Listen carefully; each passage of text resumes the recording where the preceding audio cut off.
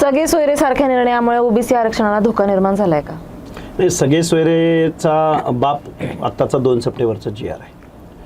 त्यावेळी सगळे सोयरे म्हटलं होतं आणि आत्ता काय म्हटलंय की एका ॲफिडेव्हिटद्वारे जर एखादं कोणाकडे कुणबी सर्टिफिकेट असेल आणि दुसरा एखादा व्यक्ती कुणबीचं सर्टिफिकेट काढायला ॲप्लिकेशन करतोय पण त्याच्याकडे पुरावा नाही, तर त्या असणाऱ्या ॲप्लिकेशन असणाऱ्या माणसानं जर एक ॲफिडेव्हिट त्या व्यक्तीला दिलं की हा माझ्या गावातील आहे, हा माझ्या नात्यागोत्यातील आहे किंवा हा आमच्या कुळातील आहे, असे 3 शब्द या 2 सप्टेंबरच्या जी आरमध्ये आलेले आहेत. त्यामुळे एखाद्या माणसानं ठरवलं की मला कुठल्याही परिस्थितीमध्ये कुणबीचं सर्टिफिकेट काढायचं आहे, तर ते 2 सप्टेंबरचा जी आरचा आधार घेऊन तो कुणबीचं सर्टिफिकेट काढू शकतो आणि तो ओबीसीमध्ये डायरेक्टली एंटर करू शकतो.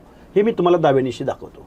अगदी ब्राह्मण कम्युनिटीचा असो, जैन कम्युनिटीचा असो किंवा मारवाडी असो, उच्चवर्णीय असो, तो सुद्धा ओबीसीचं सर्टिफिकेट काढू शकतो. एवढी त्या 2 सप्टेंबरच्या जी आरनं सोय करून ठेवलेली आहे. म्हणून आम्ही 2 सप्टेंबरच्या जी आरला आम्ही सातत्यानं विरोध करतोय. बघूया आता आम्ही कोर्टामध्येही त्याला चॅलेंज केलेलं आहे, पण सुनावण्या होतील, आम्ही त्याची वाट पाहत आहोत.